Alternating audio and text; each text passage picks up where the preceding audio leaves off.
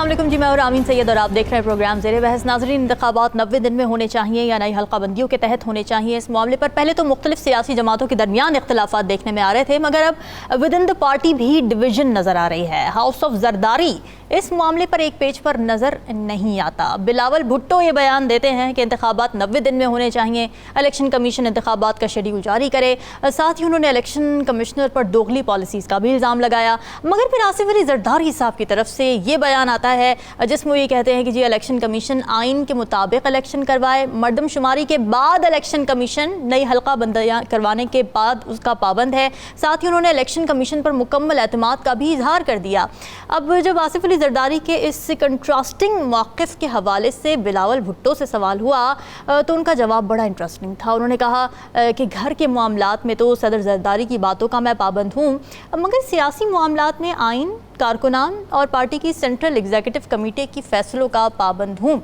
ये इख्तलाफात क्यों सामने आ रहे हैं, इस हवाले से अपने तजियाकारों से बात कर लेते हैं। हमें ज्वाइन करें सीनियर तजियाकार राव खालिद साहब और नजम साकिब साहब हमारे साथ इस्लामाबाद स्टूडियो से मौजूद हैं, जबकि MD ताहिर जलाल साहब भी हमें ज्वाइन कर रहे हैं। आप सभी का बहुत शुक्रिया। राव खालिद साहब, ये यू टर्न जितने ज़्यादा हैं पीपल्स पार्टी की तरफ से तो गिनना भी मुश्किल हो गया है, लेकिन हमने ये देखा था कि अभी कुछ दिन पहले तक पीपल्स पार्टी की कंसिस्टेंट पॉलिसी रही कि जी 90 दिन के अंदर ही इंतखाबात होने चाहिए। बेशक हमने CCI में मरदमशुमारी की मंजूरी तो दी, मगर डिलिमिटेशंस के हवाले से एक्सटेंड किए जाएं इंतखाबात, ये हमारा मौक़िफ़ नहीं था। आसिफ अली जरदारी की स्टेटमेंट स्टैंड आउट कर रही है इस पॉलिसी से, क्या वजह है?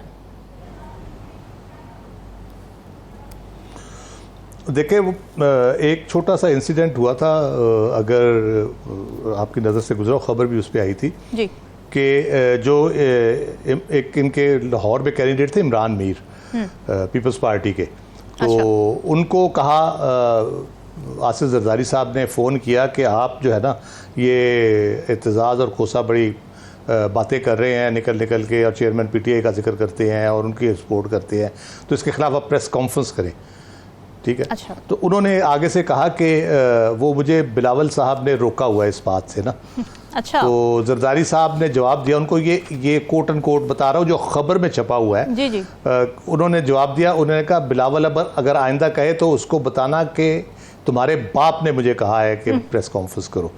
तो ये चीज़ें छोटी मोटी इनकी चल रही हैं, और ये आज से नहीं चल रही। एक तो 2000 थोड़ी सी बैकग्राउंड, 2019 में भी ये इंसिडेंट हुआ था जब कुछ उस वक़्त की ताकतवर शख्सियात ने बिलावल साहब को कन्विंस किया था कि आप अगर अपने वालिद साहब के साए से निकल आएँ तो आपका फ्यूचर बड़ा ब्राइट है, क्योंकि उनके साए में रहेंगे तो आप पे भी उस किस्म के इल्ज़ाम लगेंगे, मिस्टर 10% या जो वो था वो आप लेगेसी लेके आगे चलेंगे, तो आप बेनज़ीर भुट्टो की लेगेसी लेके चले ताकि आप आगे फ्यूचर में अच्छे लीडर के तौर पर चल सकें, और अपने वालिद साहब को कहें कि वो तो साइड लाइन हो जाए, आप चेयरमैन बन ही गए हैं तो पार्टी भी आपके हवाले कर दे, वो पीछे बैकग्राउंड में चले जाएँ। तो उन्होंने अपने वालिद साहब से जब ये डिस्कशन की तो काफ़ी तल्ख नवाई हुई उनकी आपस में। तो उस पर फिर ये रूठ के बिलावल दुबई जाके बैठ गए थे, फिर बड़ी मुश्किल से सुलह करके उनको वापस बुलाया गया। तो ये ऑफ एंड ऑन चलता रहता है। लेटेस्ट जो इनका हुआ है जी, वो बिलावल साहब अपने तय वज़ीर आज़म के उम्मीदवार बन चुके थे, और वो समझ रहे थे कि आगे जो सेटअप बन रहा है, जिस तरह से चीज़ें चल रही हैं, तो वो उनका बहुत ज़्यादा इम्कान है, क्योंकि मुस्लिम लीग नून के साथ उनका ये कहना था कि मुस्लिम लीग नून जो है वो 2013 से 18 तक भी रही है, और 1.5 साल ये और उनका एक्स्ट्रा ले लिया है। तो एज़ पर आवर अंडरस्टैंडिंग, जो म्यूचुअल अंडरस्टैंडिंग है, तो आगे पीपल्स पार्टी का प्राइम मिनिस्टर होना चाहिए। तो लेकिन अभी जब जो सूरत हाल पैदा हुई, जो सारे मामलात हुए अदम एतमाद के बाद, जो जिस तरह से चीज़ें चली, जरदारी साहब का ब्रेन चाइल्ड था अदम एतमाद, उसमें सारी एफर्ट्स उनकी थी। बिल्कुल। तो उसके बाद जो सूरत हाल पैदा हुई उसमें बिलावल साहब को ये रियलाइज़ हुआ कि उनकी कैंडिडेचर तो ख़तरे में पड़ गया है। तो अभी जो लेटेस्ट झगड़ा हुआ वो इस बात पर हुआ, उन्होंने कहा कि आपने मेरा फ्यूचर तबाह कर दिया एज प्राइम मिनिस्टर, अभी मैं मुश्किल से बनूंगा, आगे चल के तो पता नहीं क्या होगा। तो उस पर फिर इनका झगड़ा हुआ, जिसके बाद बिलावल साहब ने पब्लिक मीटिंग्स भी तर्क कर दी थी। अभी वो दोबारा से पब्लिकली आए हैं। अच्छा, लेकिन एक और चीज़ भी आप देखें कि PDM हो या पीपल्स पार्टी हो, हमें इनका एक रवैया नज़र आता है। ये आवाम को शायद बेवकूफ़ समझते हैं, उल्लू समझते हैं। मेरा ख्याल है जो किसी दूसरे को बेवकूफ़ या उल्लू समझते हैं उससे बड़ा बेवकूफ़ कोई नहीं होता, और ख़ास तौर पे आवाम जब वो फैसला करते हैं तो वो बड़ा दुरुस्त फैसला करते हैं। ये जब दिल चाहे अपना नैरेटिव बदल लेते हैं, कभी इधर हो जाते हैं, कभी उधर हो जाते हैं, आपस में इकट्ठे हुकूमत की, अब एक दूसरे को गालियां दे रहे हैं, तो कल को फिर उन्होंने इकट्ठे हो जाना है। ये पहले भी इकट्ठे थे, बदलने की जो आप बात कर रहे हैं, किसी स्ट्रैटेजी के तहत ये बार बार बदलते हैं या फिर ये इख्तिलाफात ही हैं जिसकी वजह से ऐसा महसूस हो रहा है? मेरा ख्याल है कोई सीरियस इख्तिलाफात नहीं है, सिर्फ वो अवाम को अपनी तरफ से बेवकूफ़ बनाने की कोशिश करते हैं कि हमने जो हुकूमत की वो तो नून की थी, हम तो ऐसे ही थे, बीच में हम ऐसे 150 दौरे कर लिए दुनिया के, हमने हमारा कोई अमल दखल ही नहीं था। हल्का बंदी, हम हल्का बंदिया पे इस तरह हमारा ये मौक़िफ़ था कि ये हो जाएगा, तो हमने ऐसे ही उसमें कह दिया कि चले जी मुश्तरका मुफादात कौंसिल में कह दिया कर ले हल्का बंदिया, क्योंकि हमें पता था इसके होनी तो है नहीं, इलेक्शन टाइम पे हो जाएंगे। तो ये ड्रामे जो है ना, ये लोगों को बेवकूफ़ बनाने के लिए करते हैं। इनका हकीकी मकसद जो है वो बुनियादी तौर पे अपने मफादात है, और ये चीज़ जो लोगों के साथ इस तरह से खेलना, उनके जज्बात से खेलना, उनकी सपोर्ट को मिसयूज़ करना अपने मकासद के लिए, ये जाहिर करता है कि इनके दिल में अवाम के लिए कोई हमदर्दी नहीं है। उनको अपने इक़्तिदार का मसला है, उनको अपने हुकूमत में आने का मसला है, उनको अपने माल का मसला है। वो जब अब जरदारी साहब का मसला क्या है, वो जब से उनको पता चला है कि कोई लिस्ट बन गई है, कोई लोगों को रोका जा रहा है, कोई प्रॉब्लम आ रही है, कोई केसेस खुल रहे हैं, तो एकदम से उन्होंने वो वाली गुफ्तगू शुरू कर दी है जो वो समझते हैं कि शायद। लेकिन पीपल्स पार्टी इस बात को डिनाई कर रही है कि उनके किसी कारकुन को ना स्टॉप लिस्ट में डाला जा रहा है, ना कोई उन पे पाबंदियां लगनी है, ना मुश्किलात, डिनाई कर रही है मुसलसल पीपल्स पार्टी इस बात को, और वो फेक न्यूज़ भी कह रही है इस चीज़ को। मैं उनकी तरदीद को दुरुस्त मान लेता अगर आसिफ जरदारी साहब कल जो बयान दिया उन्होंने वो ना दिया होता। ठीक है। उनका तो बयान बिल्कुल एकदम से एक 180 डिग्री उनका पीपल्स पार्टी का स्टैंड ही चेंज हो गया ना। ईसीसी के इजलास की आप प्रेस रिलीज निकाल लेना, बिल्कुल, और मुराद अली शाह की गुफ्तगू आप निकाल ले हल्का बंदियों के ऊपर, और उसके बाद ये जरदारी साहब का कल का बयान देख ले, और कल के बिलावल साहब का बयान देख ले, तो उससे आपको पता चलता है कि कुछ है जिसकी वजह से उनको अचानक ख्याल है कि हो हल्का बंदिया बहुत ज़रूरी है, और ईसीपी बड़ा एक अच्छा इदारा है और वो बड़ा अच्छा काम कर रहा है। बहुत एतमाद का इज़हार किया उन्होंने। नजमुल साकिब साहब, इस इख्तिलाफ को हम ऐसे इंटरप्रेट करें कि जी बड़ी अच्छी बात है, घर के अंदर जमहूरियत प्रवेल कर रही है, पार्टी के अंदर जमहूरियत प्रवेल कर रही है, हर कोई अपनी ओपिनियन आराम से रख सकता है, या फिर इसे ऐसे इंटरप्रेट किया जाए कि कोई कन्फ्यूजन है, इख्तिलाफ है, या फिर गुड कॉप बैड कॉप की स्ट्रैटेजी अपनाई जा रही है?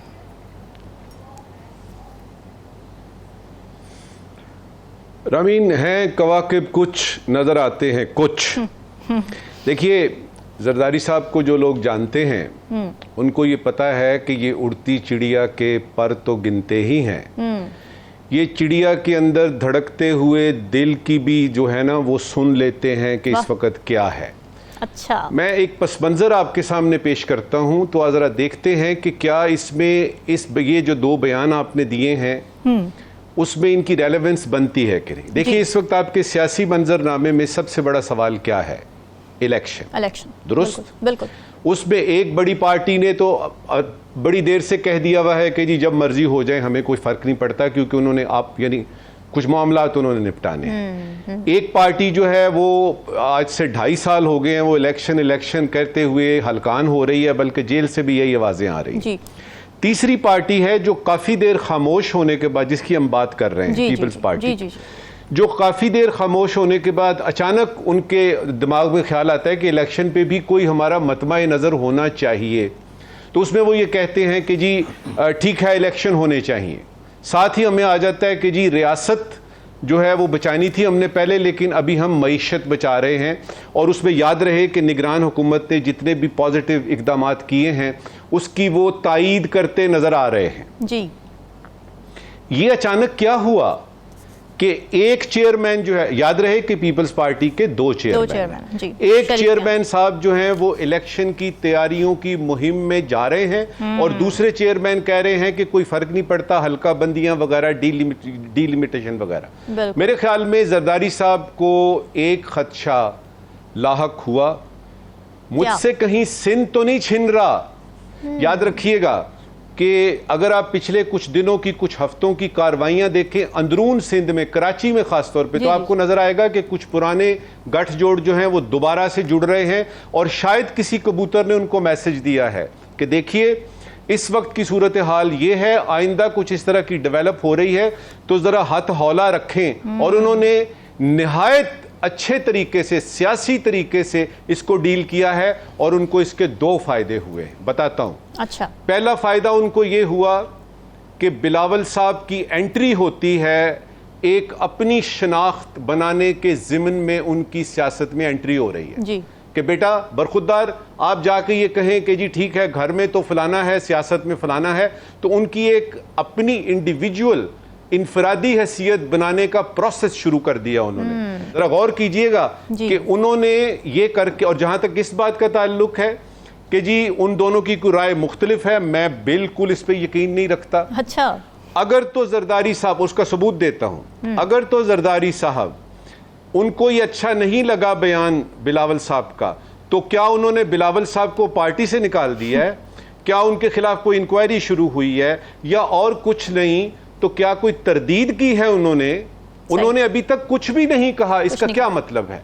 इसका मतलब यह है कि सारा कुछ जो है ये वेल प्लान्ड है और इसमें उन्होंने दो पैगाम दिए हैं। जहां तक गुड कॉप बैड कॉप की है, वो हमारी पुरानी रिवायत है, मैं इस ज़िमन में उसका जिक्र नहीं करूंगा। वो इसलिए नहीं करूंगा कि ये एक प्योरली पॉलिटिकल मूव है और उसमें मैं तो हैरान हो रहा हूं कि जरदारी साहब के पास जो है ये इतने खरगोश हैं इनकी थैली में, एक ना एक निकाल के आपके सामने रख देते हैं जो उन्होंने रख दिया है। सही, ठीक है। जलाल साहब, बिलावल भुट्टो इससे पहले भी असेंबली के अंदर खड़े होकर अपने बुजुर्गों से, अपने पुरखों से ये शिकवा कर चुके हैं कि जी आप जिस तरह से सियासत कर रहे हैं, जिस तरह से आप मामला चला रहे हैं, ऐसा लगता है कि आप हमें भी, अपने जो बच्चे हैं उनको भी वही सब भुगतने पर मजबूर करना चाहते हैं जो आपने पिछले 30 सालों में खुद भुगता है। आप समझते हैं कि अपने घर के बुजुर्ग से इलेक्शन के मामले पर इख्तलाफ करके उन्होंने इसी चीज़ को आगे बढ़ाया है, इसी बात का सबूत दिया है कि जी मैं उस तरह सियासत नहीं करना चाहता, या फिर जैसे कि नजमुल साकिब साहब ने कहा कि ये एक स्ट्रैटेजी के तहत इस तरह के बयान आ रहे हैं? इस हवाले से मैं ये कहूँगा जी कि बिलावल भुट्टो जरदारी जो है बिलाशुबा वो पार्टी के चेयरमैन हैं और आसिफ अली जरदारी साहब जो है उनकी सियासत जो है उनको पाकिस्तान की सियासत के हवाले से सियासत का बादशाह कहा जाता है और मर्द हुर कहा जाता है। तो मैं समझता हूँ ये बाप बेटे की जो बयानबाजी है ये अंदर की बात है और बाहर जो लोगों को बताया जा रहा है वो सूरत-ए-हाल उस तरह से नहीं है। अच्छा। जो फैसला होगा वो आसिफ अली जरदारी साहब का ही होगा और सियासत जो है वो आसिफ अली जरदारी की वजह से ही बिलावल की सियासत जो है वो आगे जाएगी। मुझे याद है कि कौमी असम्बली में खड़े होकर इन्होंने एक तकरीर की थी और उसमें ये इज़हार किया था कि आपने अलग सियासत की है और हम इस दौर में अलग सियासत करना चाहते हैं। लेकिन मैं आपको याद दिलाना चाहता हूँ कि एक वक्त था कि मुस्लिम लीग और पीपल्स पार्टी के दरमियान बहुत ज़्यादा इख्तलाफात थे और इनके बहुत सारे मसाइल थे, एक दूसरे की बहुत ज़्यादा मतलब इनके जो है दुश्मनी के हद तक थे, सियासी इख्तलाफ। लेकिन फिर जब इनके दरमियान मिसाक़े जमहूरियत हुआ तो उसके बाद आपने देखा कि हालात कैसे बने और फिर अभी हाल ही में जो हुकूमत फारग हुई है जिसमें बिलावल भुट्टो साहब वज़ीर ख़ारजा थे, तो ये वज़ीर ख़ारजा के तौर पर पीडीएम की हुकूमत में आसिफ अली जरदारी साहब जो है वो पीडीएम का हिस्सा भी नहीं थे। आपको याद होगा कि मौलाना फजल रहमान सदर थे और ये पीडीएम से निकल गई थी पीपल्स पार्टी।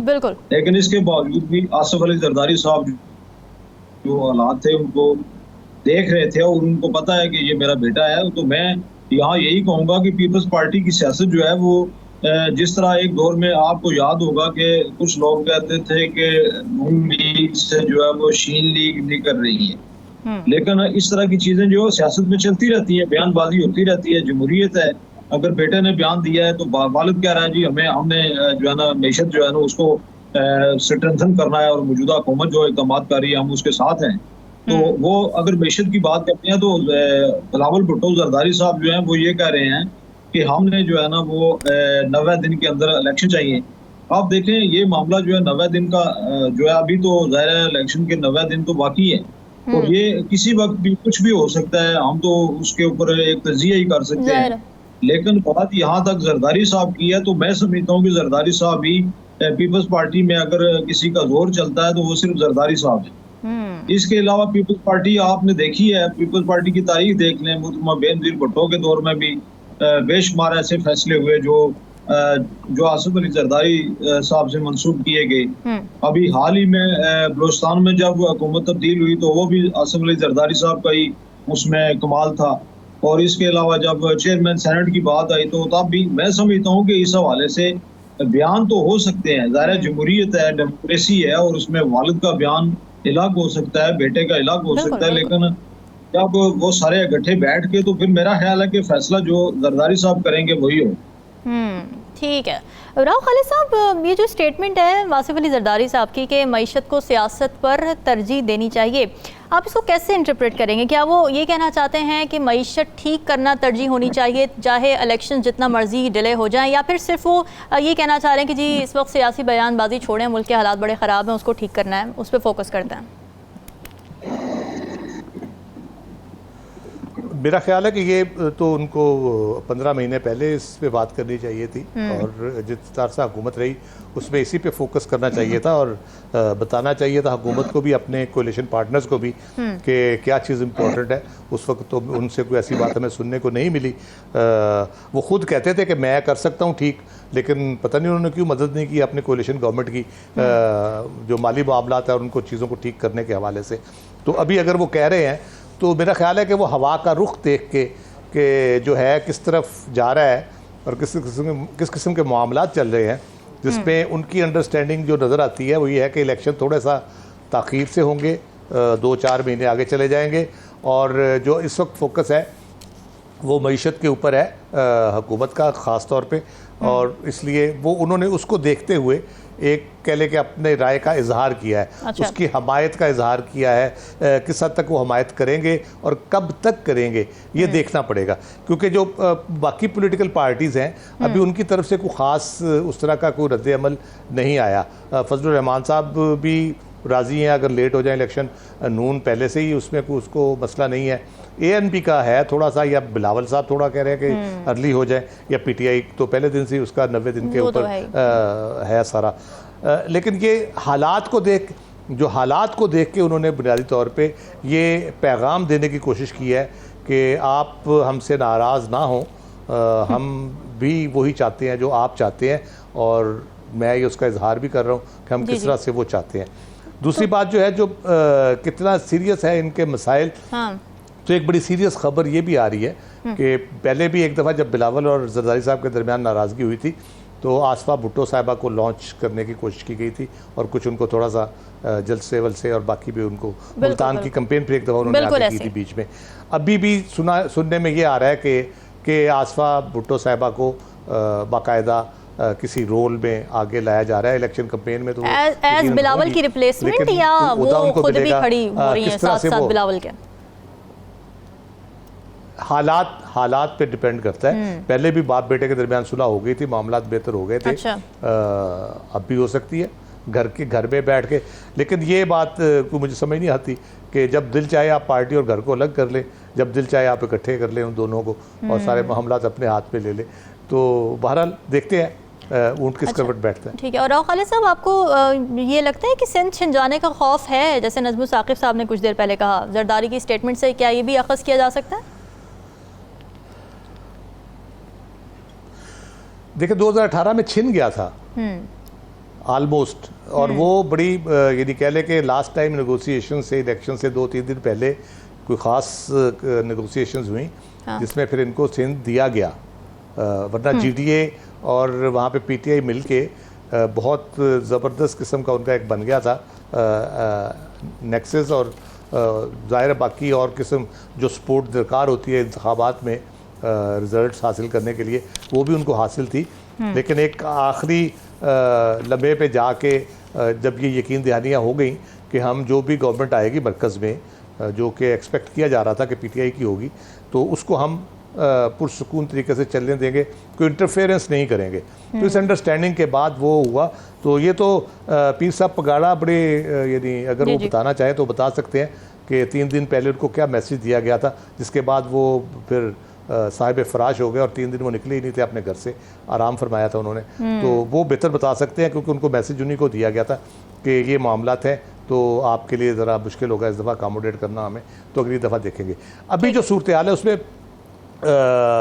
इलेक्शन में किस तरह की आज़ादी होती है सारी जमातों को हिस्सा लेने की, उस पर डिपेंड करता है। सिंध में ओवरऑल सूरत हाल को बहुत सपोर्टिव नहीं है। बल्दियाती इलेक्शन जीते हैं, दावा भी बहुत करते हैं, लेकिन जिस तरह से जीते हैं वो भी सबको पता है। उसमें कराची के मेयर का इंतखाब आप देख लें, इस तरह के अगर इलेक्शन होंगे तो फिर तो शायद वापस हासिल कर लें, लेकिन अगर फेयर एंड फ्री हो मुश्किल होगा। पीपल्स पार्टी के लिए काफ़ी ये इम्तिहान होगा। चलें ठीक है, देखते हैं इस इम्तिहान पे पूरे उतर पाते हैं कि नहीं। नाज़रीन, यहाँ ब्रेक कास्ट है विद अस।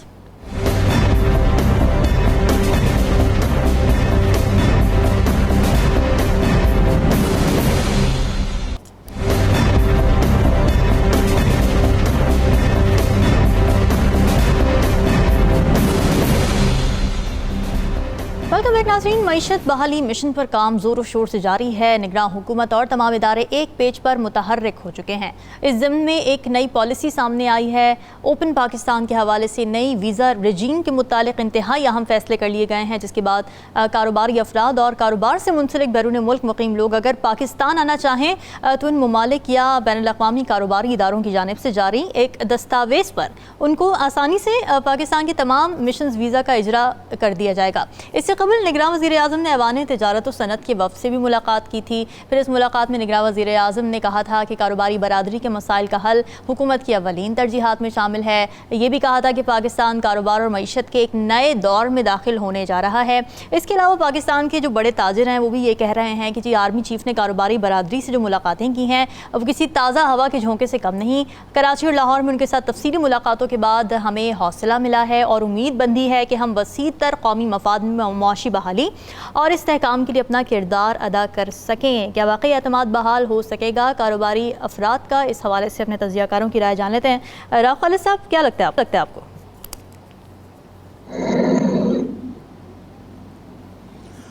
देखिए, जो तो मैक्रो लेवल पे चीज़ें हैं वो तो हमें बहुत नज़र आ रही है होती हुई, और उसमें डेवलपमेंट भी है। जिन चीज़ों का आपने जिक्र किया, SAFC का 2 दिन का इजलास, उसके बाद वीज़ा रजीम में जो तब्दीलियाँ नहीं है सच, लेकिन बहुत से मुल्कों को हमने वीज़ा फ्री किया हुआ था, उसकी इम्प्लीमेंटेशन के कुछ इश्यूज़ थे, बाकी चीज़ें थी, तो वो उनको बेहतर करने के लिए सारा कोशिश की गई है। फिर कल भी हमने कहा SAFC को जो 1 विंडो ऑपरेशन है इन्वेस्टमेंट के लिए वो बहुत इफ़ेक्टिव होगा ऑब्वियसली उसके लिए।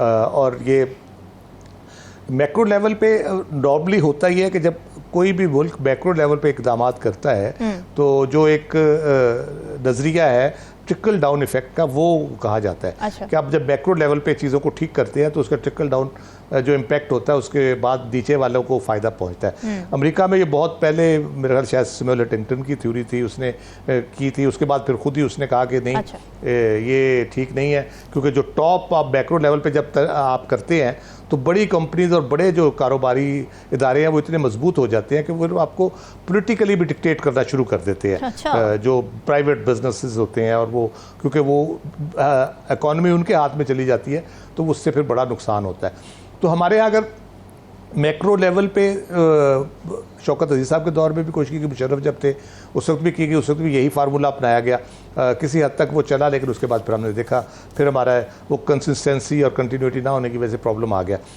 अभी जो चैलेंज है मौजूदा हुकूमत का, वो जो भी पॉजिटिव स्टेप ये ले रहे हैं वो अपनी जगह पे, वो है माइक्रो लेवल का, उसके ऊपर किस तरह से करते हैं। उसमें ब्यूरोक्रेसी का रोल बहुत इंपॉर्टेंट है।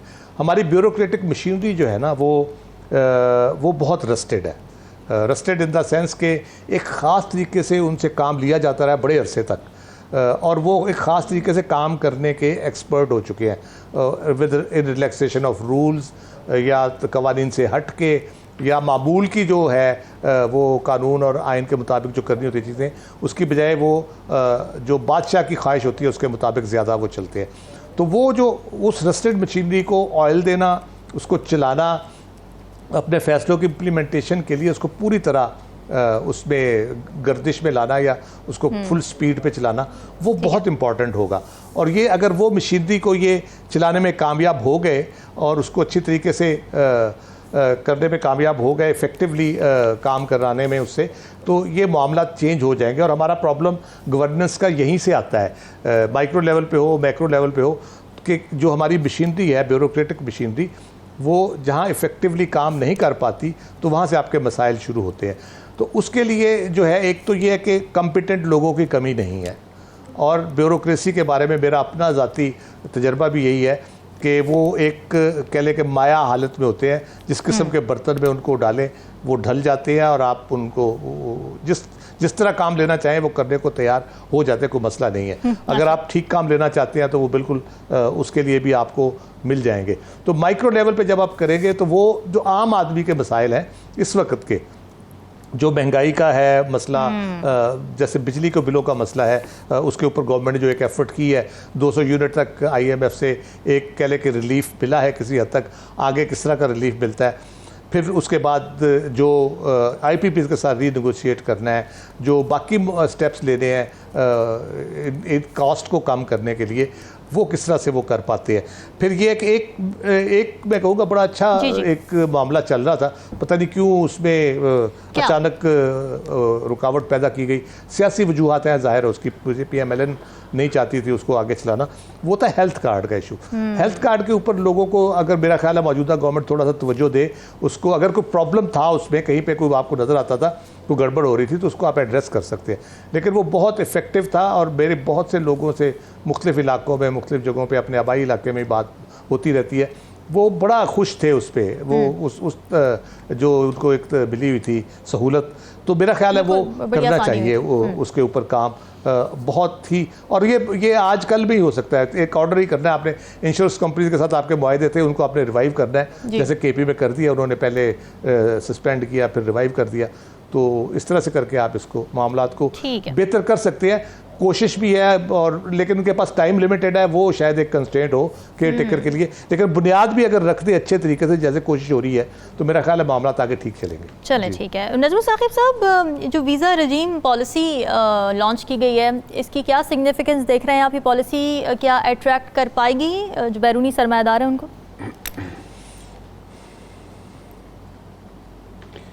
देखिए, पहले आपने अहम जो हमारे फ़ैसले हैं जिसमें कि ताजरों सनतकारों की बात हमने की है, राव साहब ने बड़े अच्छे तरीके से बताया है कहाँ पे रुकावटें हैं, कहाँ पे क्या क्या मसाइल हो सकते हैं।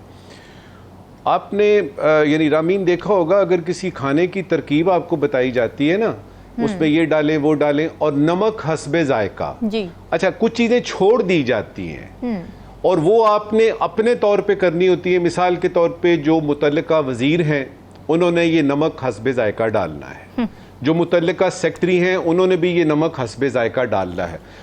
असल चीज़ ये है कि अगर आपकी क़यादत पे आपको एतमाद है, एक तो बात इन्होंने की ना कि वो ढल जाते हैं, माया की तरह होते हैं, ये अपनी जगह दुरुस्त बात है, लेकिन जो असल चीज़ देखता है एक ब्यूरोक्रेट, क्योंकि 35 साल इस ब्यूरोक्रेसी का हिस्सा रहा हूँ मैं और मुझे कुछ अंदाज़ा है कि ब्यूरोक्रेसी किस तरह अमल करती है, तो इसको तो एक लाइन में हम बता सकते हैं कि आपने जो नमक डालना है वो हस्बे जायका डालिएगा।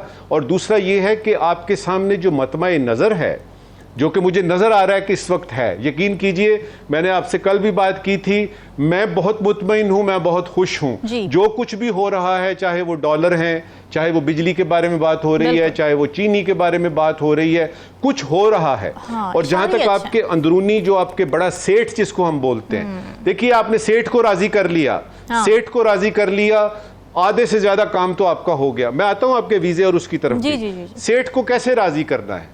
डॉलर की कीमत कम कीजिए, बिजली को आप सही तरह से उसकी फराहमी को यानी कीजिए, और ये जो LC वेलसी के मसाइल है ना, लेटर ऑफ क्रेडिट के, आपकी दरामद बरामद के जो सिलसिले हैं उसमें आप ये रेड टेप खत्म करें, सेठ बड़ा खुश होगा। और ये एक और बात बड़ी जरूरी है यहाँ पे कि दुनिया में कहीं भी और पाकिस्तान में खास तौर पे जो बिजनेसमैन है ना, ये उसका मसला नहीं है कि फैटफ में पाकिस्तान उलझा हुआ है, यूनाइटेड नेशंस में ये मसाइल हैं, मईशत के ये मसाइल हैं, उसको ये है कि मेरा कारोबार कैसे आगे बढ़ेगा, और उसको राजी करने का सिर्फ एक ही तरीका है जो मैंने आपको बताया है। अब आते हैं आपके वीजे और यानी उस सिलसिले में जी।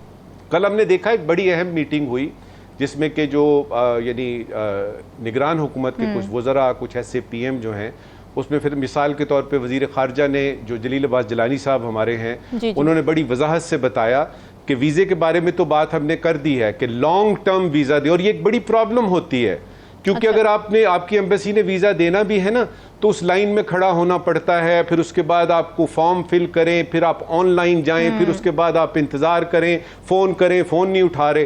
तो लॉन्ग टर्म का मिल गया, इसका मतलब है 10 साल का अगर देते हैं आप, तो एक बिजनेसमैन जो है उसको ये फैसिलिटेशन मिल गई कि वो 10 साल तक मल्टीपल एंट्रीज का होता है ना ये वीजा, जितनी दफा वो आना चाहता है तो आपने उसको यानी सहूलत फराम की। दूसरा ये है कि उन्होंने हमें ये बताया कि जितनी आपकी एम्बेसीज अब्रॉड हैं, आपके तकरीबन 100 से ज्यादा डिप्लोमेटिक मिशंस हैं, यानी जो कि दुनिया भर में है, ठीक है, उसमें आपकी एम्बेसीज हैं, हाई कमीशंस हैं, कौंसलेट्स हैं, कौंसलेट्स जनरल हैं, उनको एक खास हिदायत की गई है और उसकी तरफ तवज्जो चाहता हूं आपकी भी। मेरे ख्याल में असल में काम जो है ना, जो आपको जो SIFC का है वो यहां से शुरू होगा, क्योंकि दुनिया को, पाकिस्तान में तो पता लग गया, राव साहब को, मुझे, जलाल साहब को, रामीन को, हम सबको पता लग गया, पूरे आवाम को पता लग गया।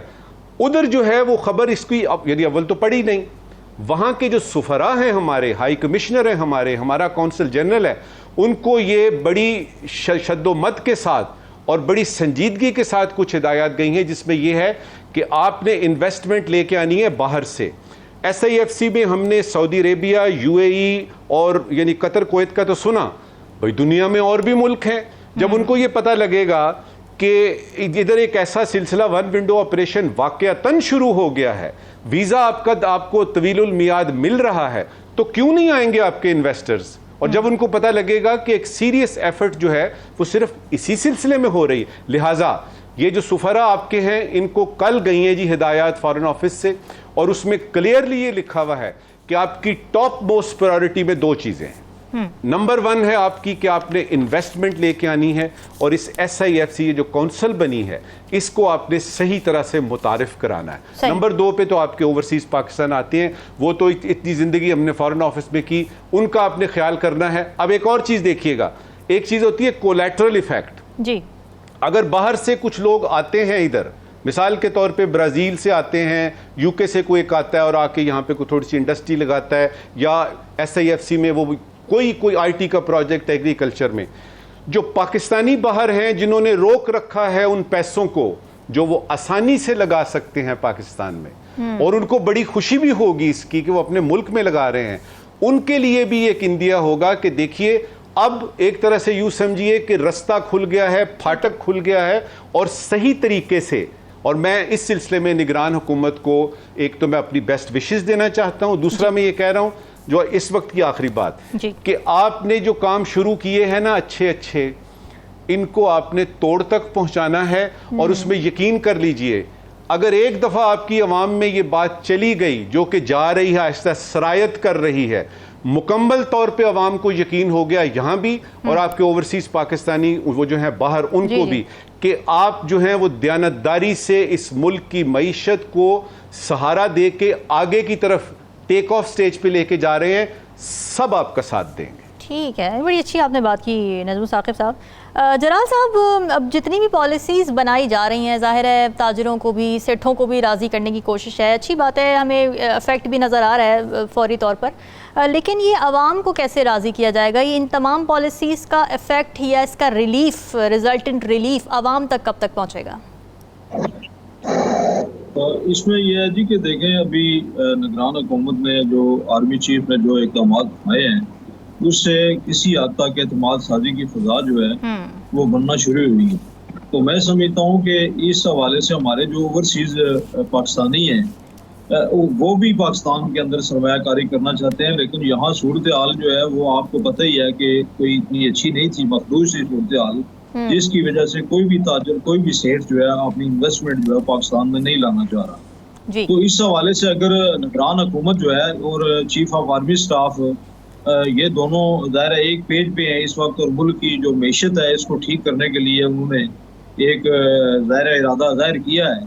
तो मैं समझता हूँ कि इस हवाले से जो इक़दाम वो दिन ब दिन जो कर रहे हैं, उससे मुल्क के अंदर अवाम में भी ये एतमाद की फ़ज़ा जो है वो इंशाल्लाह बनना शुरू हो जाएगी। ठीक है। अभी आप देख लें कि कल मार्केट में चीनी का रेट जो है वो 200 रुपये किलो के हिसाब से था। अभी आज खबर आई है कि पंजाब में जो वज़ीर आला, निगरान वज़ीर आला हैं और ताजिर हैं, उनकी मुज़ाकरात कामयाब हुए हैं और चीनी का रेट 140 रुपये मुकर्रर हो गया है।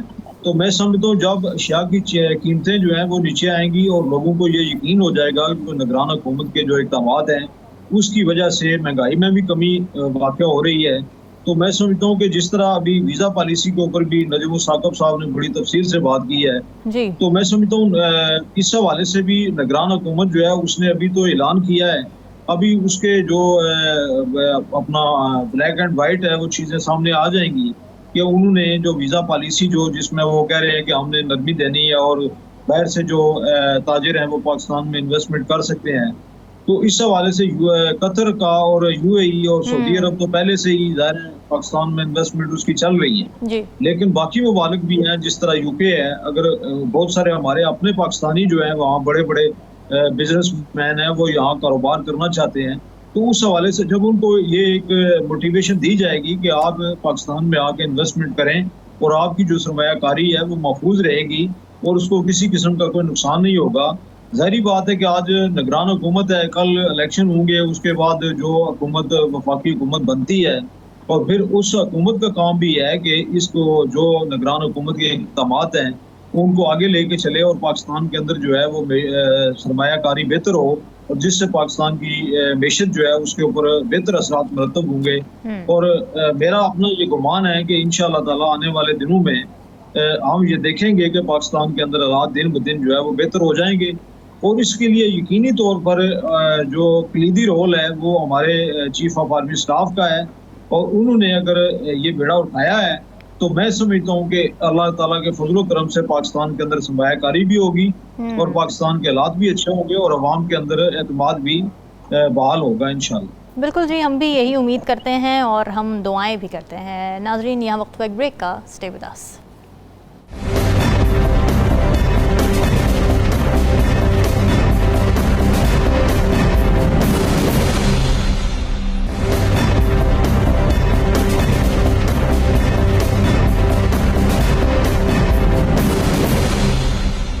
वेलकम बैक जी। एशिया कप में पाकिस्तान और भारत आज एक बार फिर मद्दे मुकाबिला आए और एक मरतबा फिर बारिश ने रंग में भंग डाल दिया। पाकिस्तान ने टॉस जीतकर फील्डिंग का फैसला किया, मगर जैसे जैसे भारतीय बैटर्स चौके छक्कों की बारिश करते गए तो यूं महसूस होने लगा कि शायद बॉलिंग करने का फैसला भारी पड़ रहा है पाकिस्तान पे। पहली विकेट उस वक्त गिरी जब ओपनर्स 121 रन बना चुके थे, निस्फ सेंचुरीज कर चुके थे। शाहीन शाह अफरीदी और शादाब खान ने एक विकेट हासिल की। अब इस वक्त की इत्तलात के मुताबिक बारिश के बायस मैच रोका गया है। पहले डकवर्थ लुइस मेथड अप्लाई किया जाएगा और अगर उसका भी वक्त ना हुआ तो फिर रिजर्व डे पर मैच रखा जाएगा और वहीं से शुरू होगा अगले दिन जहां से रोका गया था आज के दिन। राव खालिद साहब, एक बारिश आसमान से हुई, दूसरी बारिश चौकों छक्कों की हो गई। पाकिस्तान के लिए दिन आज का कुछ खास रहा नहीं पिच पर। जी जी बिल्कुल, आज थोड़ा सा मेरा ख्याल है हमारे बॉलर्स ने थोड़ा सा स्ट्रेटजी जो शुरू में अपनाई वो पुराने तरीके से उन्होंने कोशिश की कि वो बड़े इफेक्टिव है। ज़ाहिर विकेट टेकिंग बॉलर जो होता है वो उसी के लिए जाता है कि जो जिस बॉल पे वो विकेट ले सकता है उसी पे वो कंसंट्रेट करता है। जैसे शाहीन शाह अफरीदी हैं जो उनकी जो बॉल होती है वो नॉर्मली मिडल और ऑफ स्टंप पे पड़ के ऑफ स्टंप के बाहर से अंदर मूव होती है, तो वो बॉल वो करते हैं और वो थोड़ी सी लेंथ उसकी ऊपर होती है, खींच के नहीं हो सकती वो, तो वो इफेक्टिव ही तब रहती है। लेकिन वो नहीं हुई इफेक्टिव वो उस तरह से उनको देखना चाहिए था अगला ओवर फिर जिस तरह से नसीम शाह ने किया, उन्होंने जो लेंथ थोड़ी सी खींच के की और उससे रन्स भी रुके, तो उनको थोड़ा सा 2 ओवर के बाद कम से कम उनसे सबक सीखना चाहिए था कि किस तरह से हुआ। लेकिन यह है कि मेरा ख्याल है पिछले मैच के बाद और ख़ास तौर पे पहले जो ऑस्ट्रेलिया में जो हुआ था इंडिया के साथ पाकिस्तान ने किया था ऊपर की विकेटों के साथ, उसके बाद उन्होंने मेरा ख्याल है इस दफ़ा काफ़ी तैयारी की हुई थी कि हमने आप अगर देखें तो ख़ास तौर पर रोहित शर्मा वो हर बॉल को इन स्विंग की तरह खेल रहे थे, अंदर की तरफ बैट रखते थे, बाहर नहीं जाते थे चाहे बॉल आउट स्विंग ही हो रही हो। तो वो भी तैयारी करके आए थे और उन्होंने अटैक की पूरी प्लानिंग की हुई थी, उन्होंने किया भी और मेरा ख्याल बॉल अच्छी बैट पे भी अच्छी आ रही थी। 1-2 चांसेस हमने मिस किए। उसके बाद शादाब का थोड़ा सा मुझे हुआ, वो रिकवर तो कर गए अपने, वो मेडन ओवर भी बाद में उन्होंने किया, लेकिन उन पर मुझे हुआ कि उन्होंने थोड़ा सा जो पहले 2 ओवर है उसमें वो चांस ज़्यादा ही ले गए, थोड़ा सा लूप वाला बॉल दिया फुल टॉस के शायद डिप कर जाए बैट्समैन के पहुंचने से पहले और वो डिसीव हो जाए, यॉक हो जाए या उसको शॉट प्रॉपर ना लगे, कैच पकड़ा जाए। तो वो मेरा ख्याल है वो उनका अंदाज़ा थोड़ा सा गलत हुआ या टाइमिंग, राइट हैंड जो लेग स्पिनर होता है उसका ये प्रॉब्लम होता है, वो स्कोर तो बहुत ही खाता है लेकिन इफेक्टिव यकीनन वो होता है, वो उन्होंने साबित किया बाद में जैसे किया उन्होंने। उसके बाद बाकी हमारे पास जो नसीम शाह की बॉलिंग है, ख़ासतौर पे फ़हीम अशरफ ने बहुत अच्छी बॉलिंग की और उनसे यही तवक्को थी कि वो कंटेन करेंगे, उन्हें कंटेन करने की कोशिश की, तो कंटेनमेंट पे गए हैं। तो हम फिर 2 विकेटें गिरने के बाद थोड़ा सा आप देख रही हैं कि थोड़ा सा इंडिया भी थोड़ा सा रुका है, वो पहले 7 से ऊपर चली गई थी एवरेज, अब तकरीबन 6 से नीचे आ गई है। तो अभी देखते हैं क्या होता है, लेकिन बारिश लग ये रहा है कि बारिश की वजह से ये मामला खराब ही रहेंगे। एक पॉइंट ही मिलेगा दोनों टीमों को, क्योंकि आज का भी चांस कम ही लग रहा है, और जब तक इतने ओवर ना हो जिसमें डकवर्थ लुइस मेथड अभी इत्तलात आ रही हैं, मैं क्योंकि टिकट्स देख रही हूँ साथ साथ, तो अभी इत्तलात आ रही है कि खुश्क हो गया है ग्राउंड और शायद मैच आज शुरू हो जाए, तो हाँ शायद डकवर्थ लुइस मेथड के तहत ही शुरू हो जाए। लेकिन अगर ना हो सका, रिजर्व डे पर चला गया, तो भी आज तो हमें मायूसी होगी, लेकिन हो सकता है वो हमारे फ़ायदे में भी चला जाए। नजमुल साकिब साहब, आपको क्या लगता है, मिसकैलकुलेशन हुई कुछ? क्योंकि जब हमने टॉस जीता तो हमने फील्डिंग चूज़ की, और रोहित शर्मा जब उनसे बात कर रहे थे टॉस के बाद, तो उन्होंने बड़े कॉन्फिडेंटली कहा कि अगर हम जीतते तो हम बैटिंग ही करते, तो हमें टॉस हारने का कोई नुकसान नहीं हुआ। आपको क्या लगता है क्यों चूज़ किया हमने बॉलिंग करना? देखिए, ये तो खैर यानी कैप्टन साहब को बताया जाता है जब वो टॉस के लिए जाते हैं कि अगर आप टॉस जीत गए तो आपने ये फैसला करना है, और अगर आपसे वो पूछेगा कि भाई आप क्या करते तो आपने ये जवाब देना है। ये कोई एकदम से वो नहीं सोचते, इनको बाकायदा कोचिंग होती है, ये जाके यानी करते हैं। जो मैं इस वक्त सोच रहा हूँ वो ये है कि आज इतवार है, वो अंग्रेजी में कहते हैं every day is not Sunday, right. इत्तेफाक से आज संडे है, लेकिन ये वो वाला संडे नहीं है कि शाहीन यानी जो हमारा शहनशाह अफरीदी है या उसी तरह से चलेगा, या शादाब उसी तरह से, उसने इतने फुल टॉसेस कराए हैं। अच्छा, अब ये है कि जो मुझे, जब मैंने इसको देखा प्लेइंग 11 को, तो मुझे क्यों पता नहीं क्यों एक चीज़ की कमी नज़र आई, जो कि समझ में आ रही है बात कि अगर वो चीज़ होती तो शायद सूरत हाल एकदम से 100-125 बगैर किसी विकेट के ना होता। वो कमी थी एक लेफ्ट आर्म स्पिनर की, और मैं, ठीक है आपने फ़हीम अशरफ को रखा और उसने कंटेन भी किया, लेकिन ये कि एक तो ज़मान खान मुझे नज़र नहीं आ रहा, वो उसको नहीं खेला हुआ भी, यानी इंडियन जो आपके बैट्समैन है ना, तो कुछ 1-2 चीज़ें हैं जो कि हमारी टीम को देखनी है कि सिर्फ एतमाद या मोराल, या उसके बाद ये है कि चूंकि जब जीत रहे हैं, नंबर 1 टीम है, तो हम इसी तरह जीतते रहेंगे। पहली बात तो ये है, ऐसा नहीं होगा, हर दिन मुख्तलिफ होता है, और इंडिया पाकिस्तान का जब मुकाबला हो तो उसमें मैं यानी आपको पहले भी बता चुका हूं कि आसाब की जंग ये ज्यादा होती है। आज जो चेंज नजर आया इंडिया की बैटिंग में, और खास तौर पे जो उनका ओपनिंग पेयर था, उसमें मुझे ऐसे लगता है कि उनको ये कहा गया कि दोनों विकेटें गिरती भी हैं तो खैर है, हाँ। आपने एग्रेसिव खेलना है, और ये जो शुरू के 2 आपके बॉलर हैं, आपका नसीम शाह और आपका शाहीन शाह अफरीदी, इनको आपने ओवरवेल्म करना है, इनके ऊपर आपने हावी होना है। जो किसी वजह से चल गया, याद रखिए कि जो नसीम शाह ने आज बॉलिंग की है ना, उसके मैंने गिने तो तकरीबन 9 गेंद ऐसी, 9 डिलीवरीज उसने ऐसी कराई जिन पे 9 विकेटें मिलती थी उसको। बदकिस्मती के वो यानी कनेक्ट नहीं हुआ बाल।